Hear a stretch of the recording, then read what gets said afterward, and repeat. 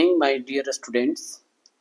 Last 18/2/2025 को science और commerce का पूछे गए इम्पोर्टेंस 30 क्वेश्चन पर हम लोग प्रकाश आज डालेंगे।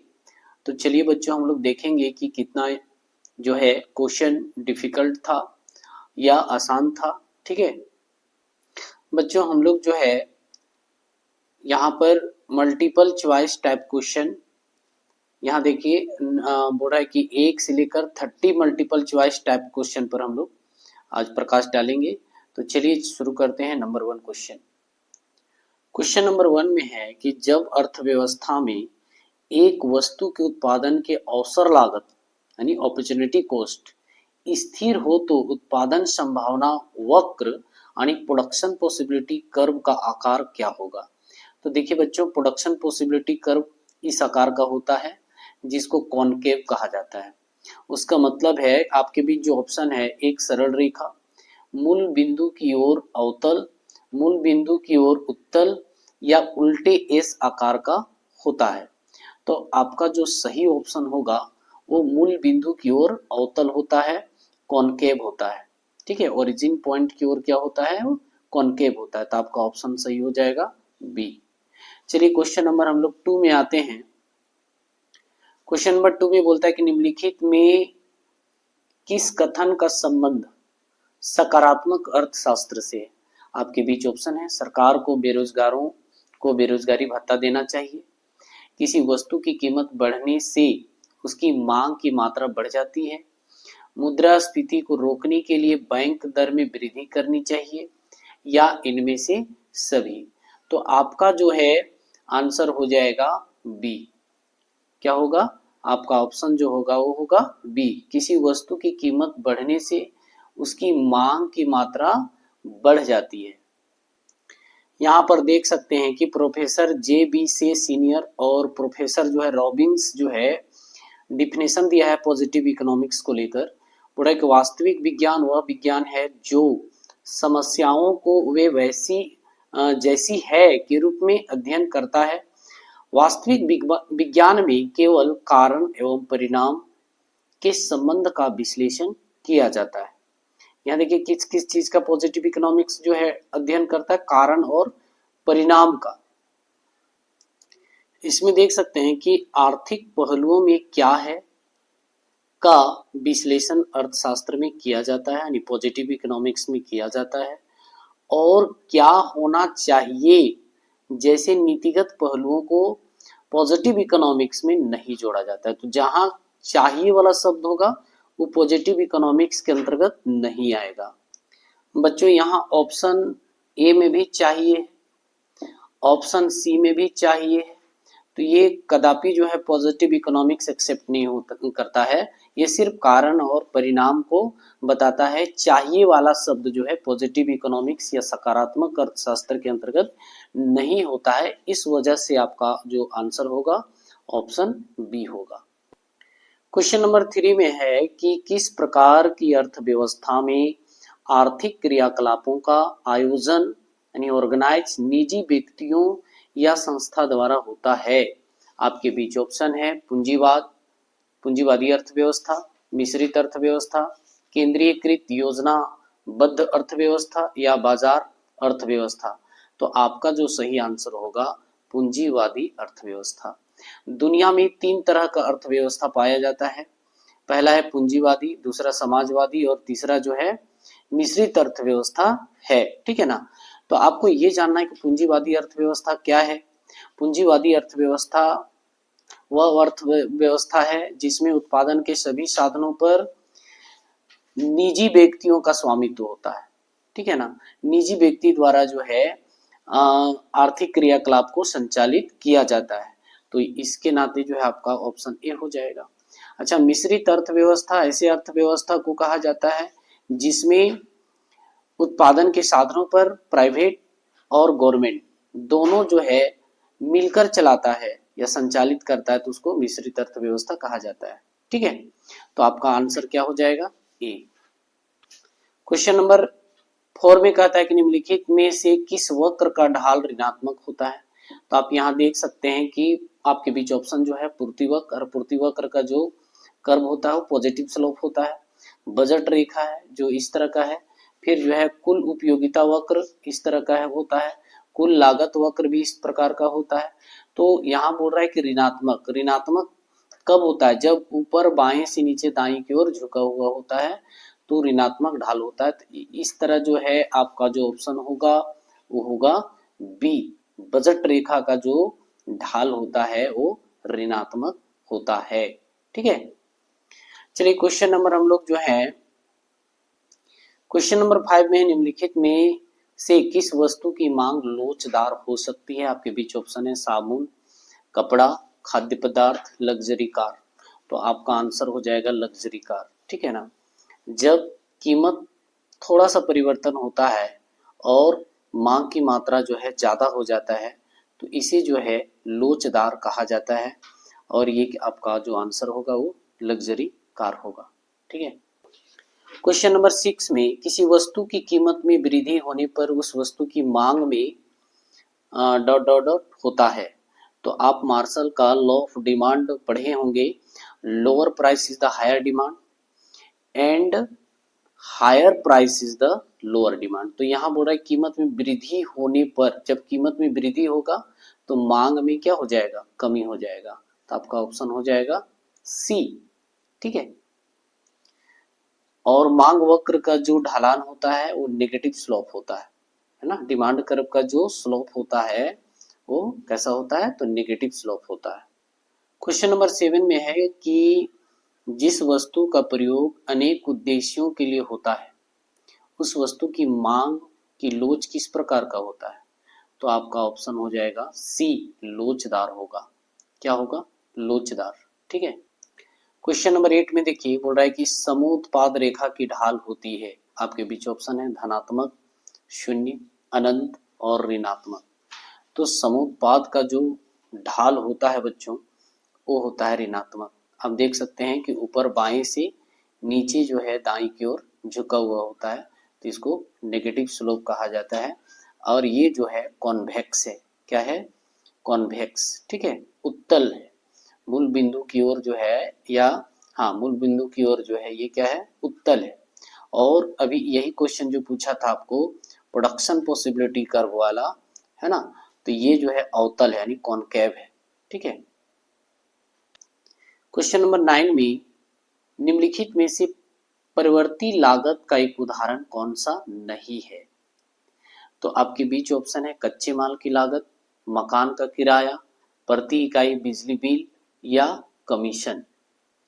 आपका सही आंसर होगा बी, मकान का किराया जो है वो वेरिएबल कॉस्ट नहीं होता है यानी परिवर्तनशील लागत नहीं होता है।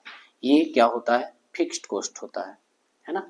इसीलिए ये जो है परिवर्ती लागत का एक उदाहरण नहीं है। क्वेश्चन नंबर 10 में निम्नलिखित उत्पादन फलन पर विचार कीजिए।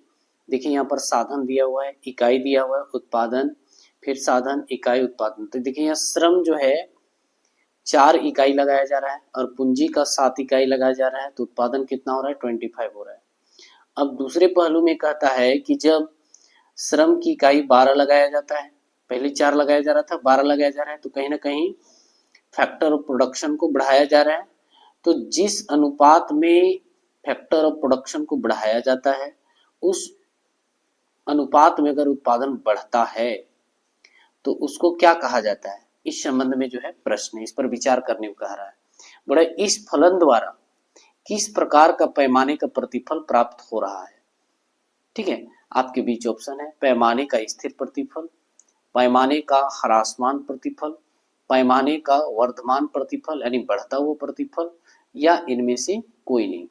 अच्छा, मैं इसको थोड़ा सा समझाना चाहूंगा कि जिस अनुपात में फैक्टर ऑफ प्रोडक्शन को बढ़ाया जाता है उससे कहीं ज्यादा अगर उत्पादन में वृद्धि होती है तो उसको जो है पैमाने का वर्धमान यानी पैमाने का बढ़ता प्रतिफल कहा जाता है। तो आपका ऑप्शन हो जाएगा सी, पैमाने का वर्धमान प्रतिफल।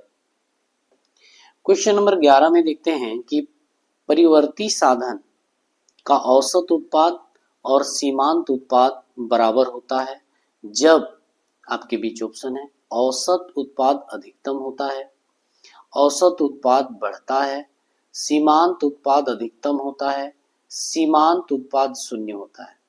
तो आपका जो आंसर होगा वो सीमांत उत्पाद शून्य होता है। यहाँ पर देख सकते हैं कि उत्पादन इकाइयां जो है शून्य है, उस समय सीमांत भी क्या है, शून्य है।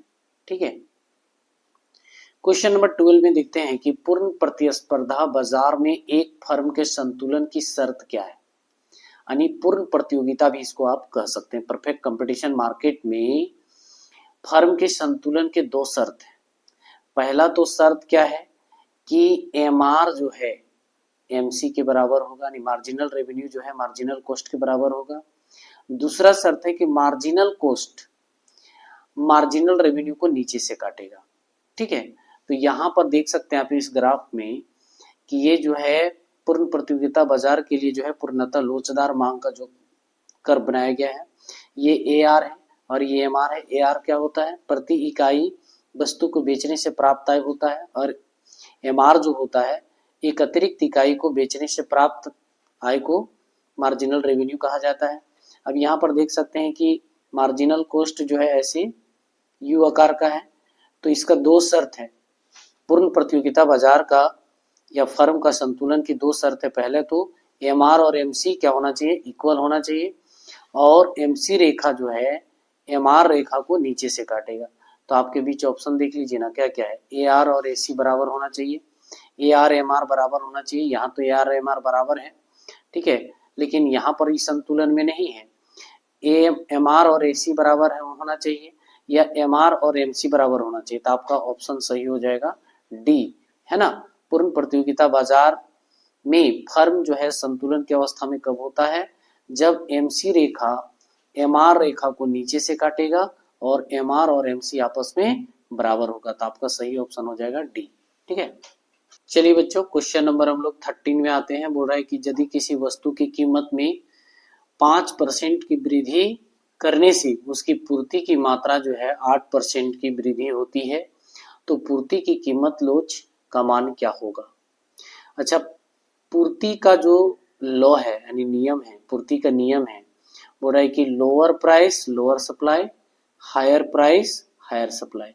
ठीक है। यदि किसी वस्तु की कीमत में 5% की वृद्धि करने से उसकी पूर्ति की मात्रा 8% वृद्धि होती है, तो ये कहीं ना कहीं पूर्ति के नियम को फॉलो कर रहा है। ठीक है।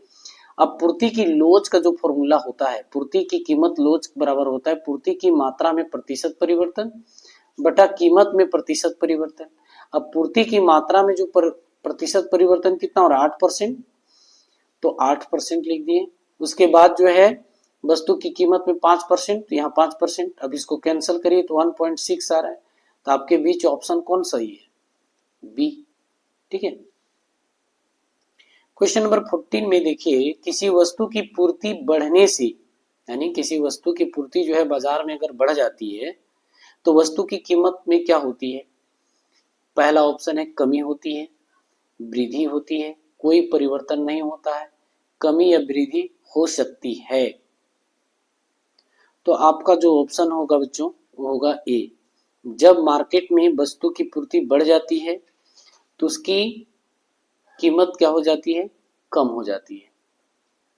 चलिए बच्चों, क्वेश्चन नंबर 15 में आते हैं। निम्नलिखित तालिका के आधार पर बताए कि संतुलन कीमत क्या है। तो जानिए कहां पर संतुलन होता है, जब डिमांड कर्व और सप्लाई कर्व एक दूसरे को इंटरसेक्ट करेगा, यानी कहने का मतलब दोनों बराबर होगा। डिमांड कर्व और सप्लाई कर्व आपस में जहां पर बराबर होता है, तो यहाँ देखिए ना, यहाँ पर जो है आप ऑब्जर्वेशन करें तो यहाँ जो है 5 वाला में जो है आप देख सकते हैं कि डिमांड कर्व यानी डिमांड 30 और पूर्ति भी कितना हो रहा है, 30 हो रहा है, नहीं मांग भी 30 और पूर्ति भी 30। तो कहीं ना कहीं आपका जो है 5 रुपये जब प्राइस होता है तो उस वक्त जो है डिमांड कर्व और सप्लाई कर्व एक दूसरे को इंटरसेक्ट करता है। तो आपका ऑप्शन हो जाएगा सी। क्या होगा, सी। चलिए आइए 16 क्वेश्चन में, समष्टि अर्थशास्त्र में समष्टि शब्द का क्या अर्थ है। आपके बीच ऑप्शन है बड़ा, छोटा, समांतर या इनमें से सभी। तो आपको बता दें कि समष्टि यानी मैक्रो, मैक्रो का जो अर्थ होता है वो होता है बड़ा। क्या होगा? बड़ा। और समष्टि अर्थशास्त्र का जनक कौन है? John Maynard Keynes. ठीक है। अर्थशास्त्र को दो भागों में कौन बांटा था? रेगनर फ्रीस। ये सारी चीजें याद रखना होगा। चलिए बच्चों क्वेश्चन नंबर 17 में आते हैं। मुद्रास्फीति की स्थिति में आपके बीच ऑप्शन नंबर ए है, वस्तुओं की कीमत में कमी आती है, वस्तुओं की कीमत में वृद्धि होती है, सी में बोलता है कि मुद्रा का मूल्य बढ़ जाता है, और डी में है उत्पादन में कमी होती है। तो जानिए बच्चों कि मुद्रास्फीति का सीधा संबंध जो होता है वस्तुओं की कीमत में वृद्धि से होता है। किससे होता है? वस्तुओं की कीमत में वृद्धि से। ठीक है। तो कहीं ना कहीं मुद्रास्फीति की स्थिति जो है वस्तुओं की कीमत में वृद्धि होती है। आपका ऑप्शन हो जाएगा बी। क्वेश्चन नंबर 18 में देखते हैं, पूंजी की प्राथमिक को क्या कहा जाता है? तो आप जानिए कि उत्पादन के जो होते हैं 5 साधन होते हैं। ठीक है ना, यानी प्रोडक्शन फैक्टर कितने हैं? 5। तो पांचों का ये जो है यानी उसका जो है रिटर्न्स को दिखा रहा है। तो लाभ किसको मिलेगा? उद्यमी को मिलेगा। लाभ जो मिलता है उद्यमी को मिलता है। मजदूरी किसको मिलेगा? श्रमिक को मिलेगा। किसको मिलेगा? श्रमिक को मिलेगा। ब्याज किसको मिलेगा? पूंजी को मिलेगा। ठीक है, पूंजी को ब्याज मिलता है। लगान किसको मिलेगा? तो यहाँ पर भूमि को मिलेगा। भूमि को रेंट दिया जाता है। तो आपका यहाँ क्या कह रहा है? पूंजी के प्रश्रमिकी को क्या कहा जाता है? तो पूंजी को प्रश्रमिकों को क्या कहा जाता है? ब्याज कहा जाता है। आपका ऑप्शन हो जाएगा डी। क्वेश्चन नंबर 19 में देखिए, द वेल्थ ऑफ नेशन नामक पुस्तक के लेखक कौन है? आपके बीच ऑप्शन है एडम स्मिथ, जे एम किन्स यानी जॉन मेनार्ड किन्स, फिर है जे बी से और मनमोहन सिंह। तो द वेल्थ ऑफ नेशन नामक जो किताब लिखा है 1776 में, कब? 1776 ईस्वी में एडम स्मिथ ने लिखे थे। तो आपका ऑप्शन हो जाएगा ए। अच्छा, एडम स्मिथ को अर्थशास्त्र का जनक भी कहा जाता है, यानी फादर ऑफ इकोनॉमिक्स कहा जाता है। इनको फादर ऑफ कैपिटलिज्म इकोनॉमी भी कहा जाता है, यानी पूंजीवादी अर्थव्यवस्था का जनक भी कहा जाता है। ठीक है। अब क्वेश्चन नंबर 20 में आते हैं, राष्ट्रीय आय क्या है? आपके बीच ऑप्शन है साधारण लागत पर सकल घरेलू उत्पाद यानी gross domestic product at factor cost, B में है बाजार कीमत पर शुद्ध राष्ट्रीय उत्पाद net national product at market price, और आपके बीच ऑप्शन सी है साधारण लागत पर शुद्ध राष्ट्रीय उत्पाद net national product at factor cost, या इनमें से सभी। तो आपका ऑप्शन हो जाएगा सी, साधारण लागत पर शुद्ध राष्ट्रीय उत्पाद को नेशनल इनकम कहा जाता है। क्वेश्चन नंबर 21 में है, निम्नलिखित में से प्राथमिक क्षेत्र की एक गतिविधि कौन सी है? यानी प्राथमिक क्षेत्र के किसी भी अर्थव्यवस्था में, दुनिया में जितने भी अर्थव्यवस्था हैं उनके उत्पादक 3 क्षेत्र होते हैं। पहला प्राथमिक, द्वितीयक और तृतीयक। कितने होते हैं? 3 होते हैं। प्राथमिक क्षेत्र यानी प्राइमरी सेक्टर, सेकेंडरी और टर्टियरी होता है। ठीक है ना। तो प्राइमरी के अंतर्गत क्या क्या आता है? कृषि आता है, पशुपालन आता है, खनन आता है, उत्खनन आता है, वानिकी आता है। ठीक है। तो कृषि से रिलेटेड जो भी आएगा वो क्या कहलाएगा? आपका वो प्राथमिक क्षेत्र के अंतर्गत कहलाएगा। तो आपके बीच ऑप्शन देख लीजिए क्या क्या है। पहला ए है गेहूं उपजाना, दूसरा है गेहूं से आटा तैयार करना, आटे को बाजार में बेचना, या इनमें से कोई नहीं। तो बच्चों जो है उपजाने से रिलेटेड जो है गेहूं, ये सीधा कृषि से है यानी प्राइमरी सेक्टर से है। तो ये आपका ऑप्शन हो जाएगा ए। अगर यहाँ गेहूं से आटा तैयार करना है तो इसको विनिर्माण कहा जाता है, और ये सेकेंडरी सेक्टर का काम है, और ये है प्राइमरी सेक्टर से। और जब आटे को बाजार में बेचा जाता है यानी सेवा दिया जा रहा है तो ये क्या कहलाएगा? टर्टियरी सेक्टर कहलाएगा। ठीक है। तो आपका ऑप्शन सही क्या होगा? ए होगा। ठीक। क्वेश्चन नंबर 22 में माल सूची में क्या सम्मिलित होता है? अविकृत निर्मित वस्तुएं, बी में है कच्चे माल, सी में है अर्धनिर्मित वस्तुएं, या डी में इनमें से सभी। तो देखिए माल सूची में इनमें से सभी होगा। ठीक है, क्योंकि कच्चे माल मेरे पास कितना वो भी हमारे डायरी में नोट होता है, या अविकृत निर्मित वस्तु कितना है वो भी डायरी में होता है, अर्ध निर्मित उसको भी मेंशन करके रखना पड़ता है। तो कहीं ना कहीं इनमें से क्या होगा, सभी हो जाएगा। आपका ऑप्शन हो जाएगा डी, किसका, 22 का। चलिए बच्चों क्वेश्चन नंबर 23 में आते हैं। जीएनपी तथा एनएनपी का अंतर क्या होता है? आपके बीच ऑप्शन है मूल्यह्रास, अवितरित लाभ, विदेशों से प्राप्त शुद्ध साधन आय या शुद्ध अप्रत्यक्ष कर। चलिए समझते हैं। पहले ये देखिए कि नेशनल इनकम का जो है दो तरह का कॉन्सेप्ट हम लोग लेते हैं, मार्केट प्राइस पर और एक होता है फैक्टर कॉस्ट पर, ठीक है ना। तो यहाँ पर जो है जीडीपी जो होता है सी प्लस आई प्लस जी प्लस, यानी कह सकते हैं कि एक्सपोर्ट और इंपोर्ट का अंतर। दूसरा है एनडीपी, जो कि देखिए यहाँ पर जीडीपी में ध्यान से देखिए ग्रोस डोमेस्टिक प्रोडक्ट में जी के बाद एन आया है, जी के बाद क्या है, एन। तो जी से एन लाने के लिए, कहने का मतलब है कि ग्रोस से नेट लाने के लिए हमें कौन सा प्रक्रिया जीडीपी में करना पड़ रहा है, तो डिप्रिसिएशन को घटाना पड़ रहा है। यानी मूल्यह्रास को जब हम जीडीपी में से घटा देंगे तो मेरा नेट डोमेस्टिक प्रोडक्ट आ रहा है।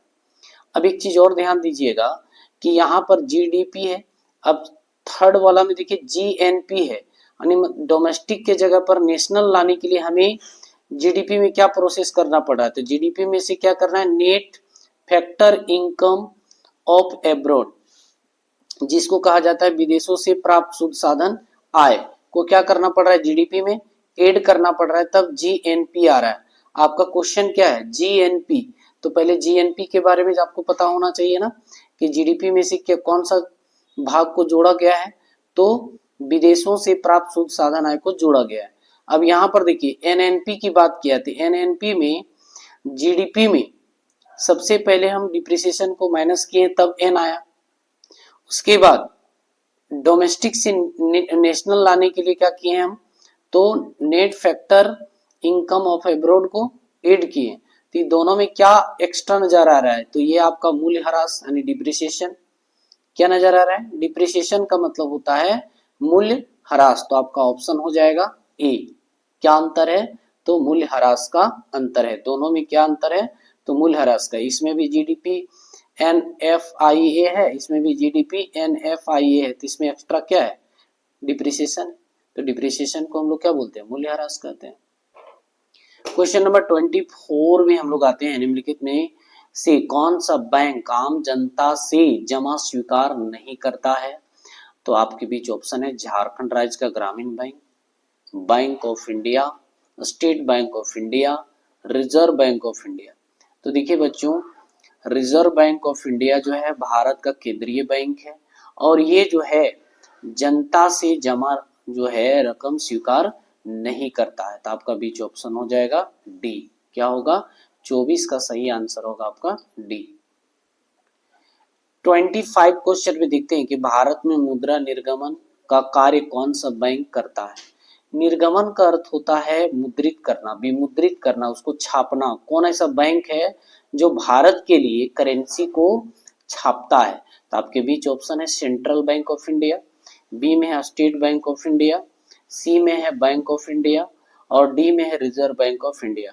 तो जो देश का केंद्रीय बैंक होता है वो मुद्रा का निर्गमन करता है।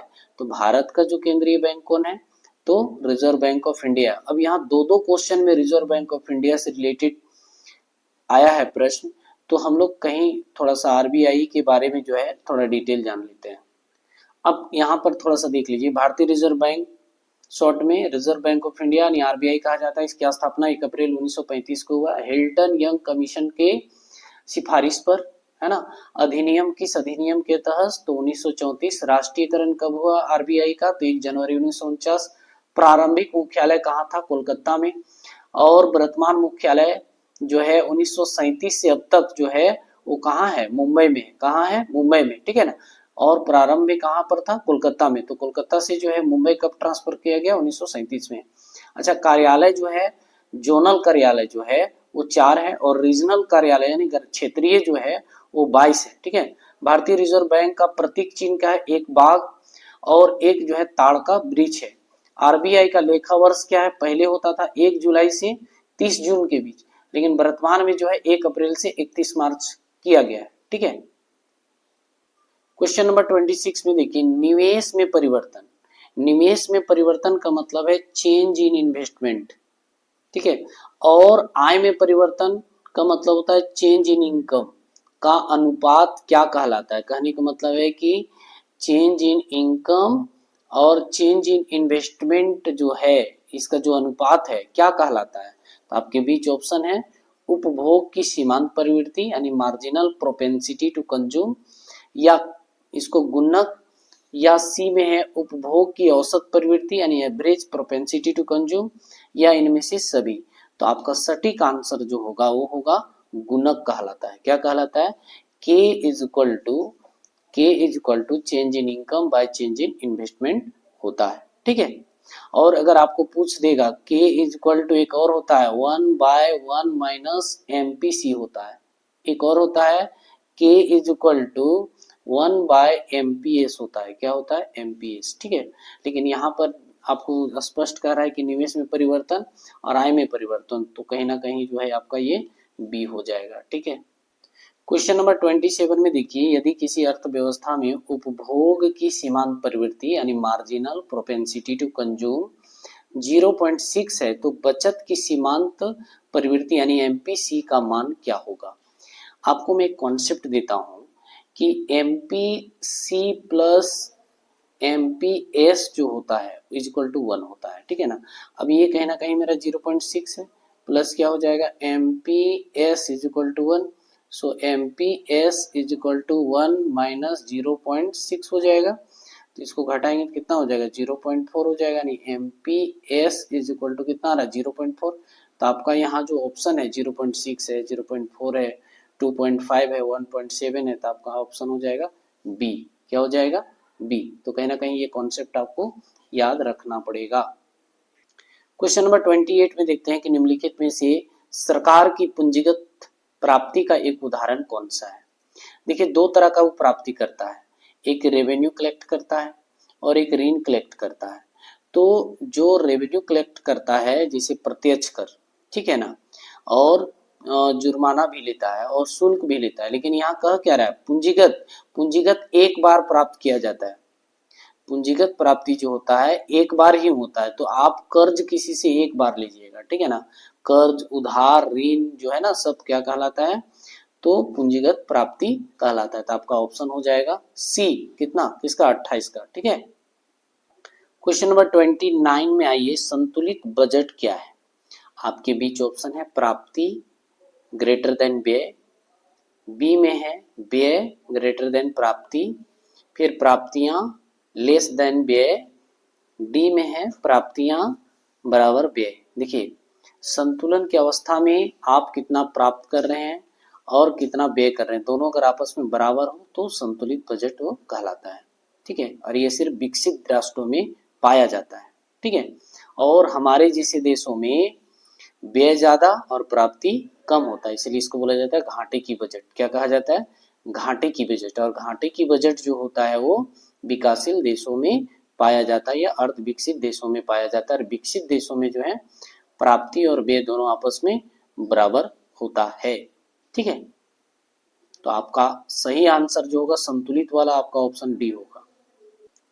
क्वेश्चन नंबर 30 जो है, एक वर्ष में एक देश में केवल वस्तुओं के व्यापार के दौरान 250 करोड़ रुपए का आयात होता है। यानी खरीदारी कितनी की जा रही है? 250 करोड़ का, तथा 300 करोड़ रुपए का निर्यात करता है।